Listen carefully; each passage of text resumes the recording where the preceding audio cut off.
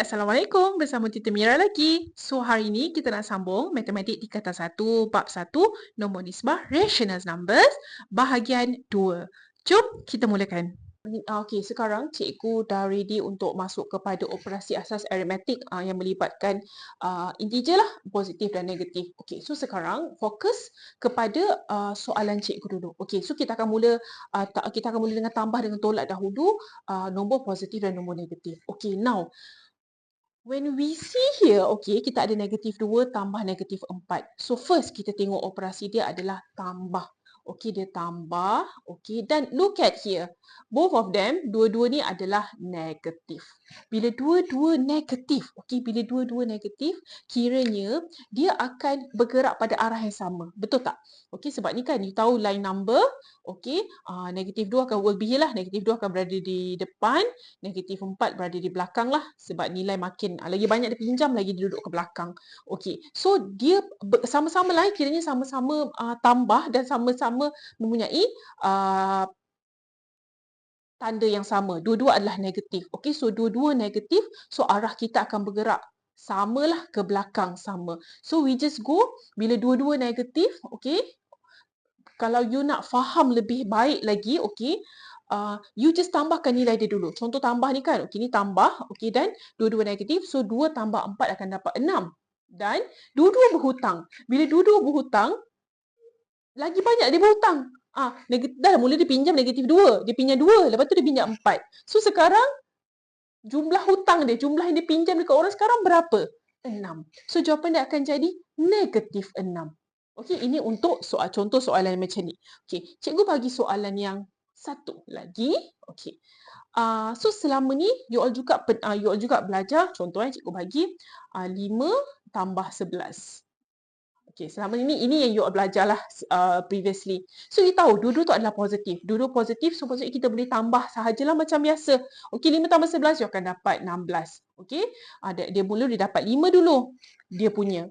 Lepas tu dia dapat 11 pula. Dia punya juga sebab tak ada tanda negatif. Dia tak pinjam, dia tak berhutang. So, dua-dua dia punya. So, automatik bertambahlah. Dia punya tu makin bertambah. Okey? Positif 16. Nak buat boleh tak? Tulis tak buat pun tak apa. Okey? So, makin bertambah 16. Okey. Tadi cikgu pergi what happen kalau sama-sama negatif dengan sama-sama positif. Okey. Now, cikgu pergi kepada what happen kalau salah satu negatif. Okey. Kalau salah satu negatif. Okey. Kita tengok dekat sini. Cikgu ada nombor yang sama. Negatif 5 tambah 11.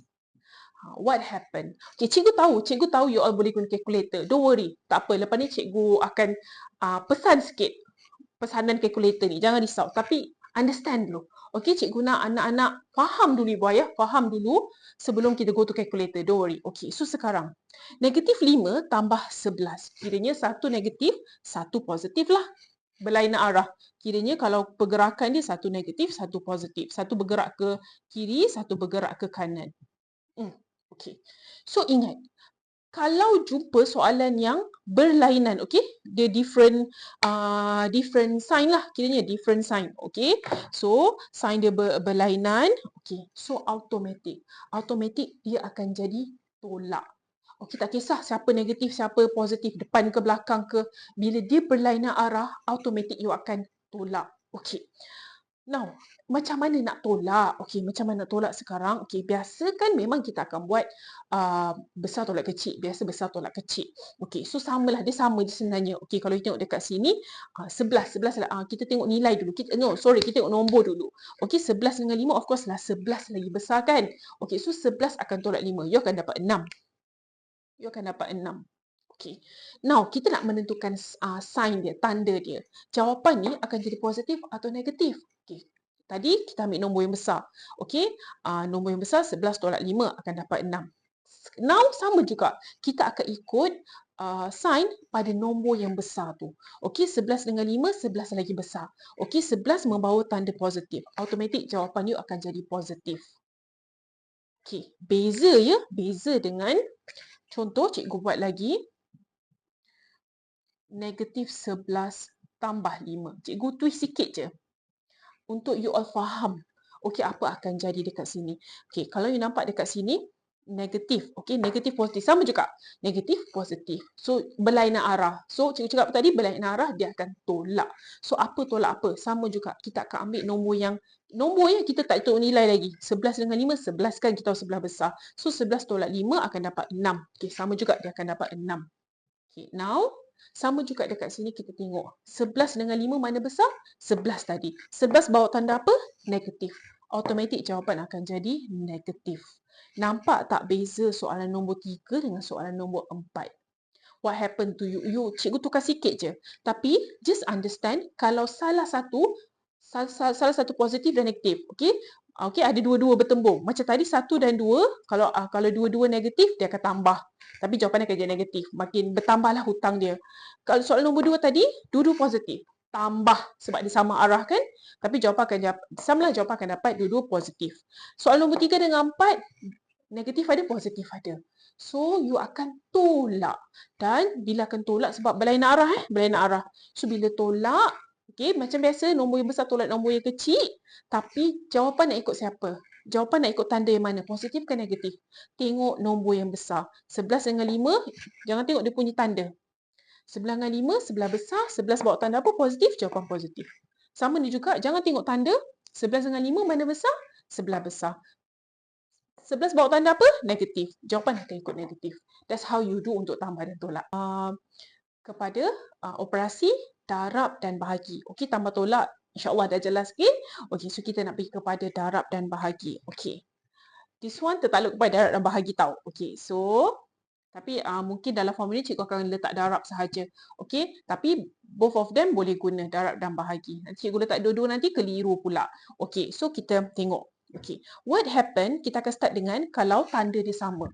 Kalau dua nombor bila dia darab atau bahagi, okey, kalau tanda dia dia start dengan positif. Okey, kalau positif darab positif ataupun dia sama, tanda dia sama ataupun negatif darab negatif. Sama, positif-positif ataupun negatif-negatif. Dua nombor tu bila didarab atau bahagi, signnya sama, automatik dekat sini jawapan akan dapat positif. Tolonglah faham, tolonglah ingat benda ni sebab tak susah pun nak ingat. Okay, one sama, you just need to understand bila sama sign bertemu, okay, bila sama sign bertemu, dia akan dapat positif. Sama ada positif-positif ataupun negatif-negatif, jawapan akan menghasilkan positif. Okey. So, let's see what happen kalau berlainan tanda bertemu. Okey, kalau salah satu sign bertemu, okey, salah satu negatif.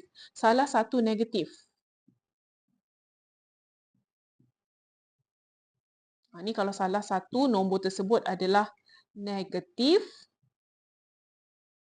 jawapan akan menghasilkan negatif. Senang sangat nak ingat, tak susah pun. Okey, kalau one of them is negative, jawapan akan menghasilkan negatif.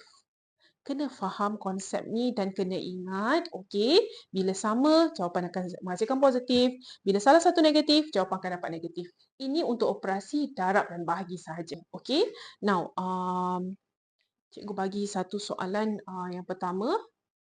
Okey. Sorry. 8 darab negatif 6. Adik-adik, cikgu lupa nak pesan.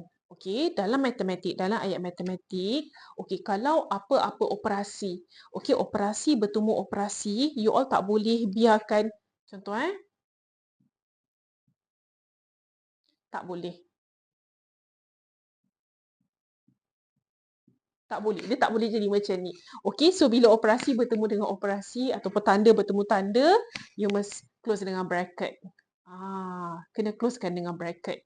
Nanti cikgu akan ajarlah apa fungsi bracket ni bila you naik dah naik secondary ni. Okey. Next, kita fokus kepada soalan kita dulu. Sebab tadi cikgu memang nak cakap benda ni, cikgu lupa.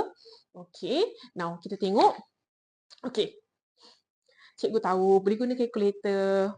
Ibu ayah boleh guna calculator. Okey, tapi ingat, okey, Kalkulator, okey, cikgu tak berapa galakkan guna kalkulator selagi korang belum faham betul-betul konsep positif negatif ni. Kenapa? Okey, ingat ibu ayah, anak-anak, bila you all biasa type everything dalam kalkulator, you biasa type everything. Okey, 8 darab, buka bracket, negatif 6, tutup bracket, you akan dapat jawapan. Okey, tapi ingat, soalan exam tidak semudah ini. Soalan exam akan jadi panjang, banyak sebutan. Kalau you biasa tekan kalkulator, you nak type everything dalam kalkulator, soalan yang panjang tersebut, dalam exam, dia akan jadi big problem. Okey, ingat pesan cikgu. Once you tertinggal bracket, you tertinggal salah satu bracket sahaja, you tekan je equals, dapat jawapan. Kalkulator akan bagi jawapan. Tetapi jawapan you adalah salah. Okey, sebab besar fungsi bracket positif negatif ni. Kalau once you tersalah type dalam kalkulator, lagi-lagi dalam exam kan, kita tengah pressure, tengok kawan sungguh jawab, psikologi. Okey, sebab tu cikgu tak galakkan guna kalkulator. Soalan yang senang akan salah. Lose markah. Rugi tak adik-adik? Sangat rugi. So, kita fahamkan dulu. Mana kita boleh buat manual, kita selesaikan manual dulu. Lagi-lagi, soalan yang melibatkan bracket dan juga yang ada positif negatif. Kita settlekan dulu positif negatif ni. Okey, nanti dah tinggal nombor panjang-panjang tu, nak type calculator tak ada masalah. Cikgu tak marah. Okey, kita tengok contoh ini. Okey, 8. Kita tengok sign. Kita settlekan sign ni dulu. 8, kita tahu positif lah sebab dia tak ada sign. 6, kita tahu negatif. So, kita tahu positif darab negatif.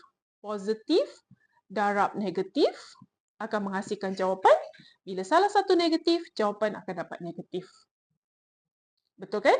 Okey. So, bila you dah settlekan dia punya sign, okey. So, jawapan akan dapat negatif nanti. Now, kalau you tak nak, ni kalau you betul-betul tak nak, tak ingat si figure, you type calculator, no problem. You just type 8 darab 6 dalam calculator. Ini cikgu tak marah sebab dia memang simple. Tak ada bracket, tak ada macam, tak ada tertinggal. Confirm dapat jawapan yang betul. You akan dapat 48. So, jawapan akhir akan dapat negatif 48. So, pesan cikgu apa? No matter what, sign settlekan dulu. Setakat nombor ni you nak type calculator, no problem. Okey. So, sama juga. Cikgu cakap apa tadi? Settlekan dulu dia punya tanda. Okey. So, kita tengok negatif darab negatif. Sama Bila sign sama, automatik jawapan akan dapat positif. Okey. So, baru settlekan nilai. Okey, 2 darab 9 sama dengan 18. So, jawapan akan dapat positif 18. Okey. So, kita tengok contoh yang ketiga. What happen kalau bahagi? Okey. So, kalau dia bagi negatif 24 bahagi 3. Okey. So, kita tengok dekat sini, both of them positif lah. 24 positif, 3 pun positif. Okey, as long as dia tak ada tanda negatif, dia adalah positif. Okey, so 24 positif bahagi positif akan dapat jawapan positif. So, 24 bahagi 3, boleh tekan kalkulator, you all akan dapat 8. Okey, so cikgu bagi lagi contoh yang seterusnya. Negatif 28 bahagi 7. Okay, so tengok baik-baik, okey. Tanda dulu tanda dulu. So 28 ni negatif, 7 ni positif. Okey. So bagi tanda dulu, so negatif bahagi positif akan dapat negatif lah. Okey, salah satu negatif, jawapan akan dapat negatif. 28 bahagi 7, kalau malas fikir, type saja kalkulator, you akan dapat 28 bahagi 7 akan dapat 4. So jawapan akhir dia akan dapat negatif 4. So settle contoh 1, soalan 1, 2, 3, 4 untuk tajuk kita bab 1 tingkatan 1.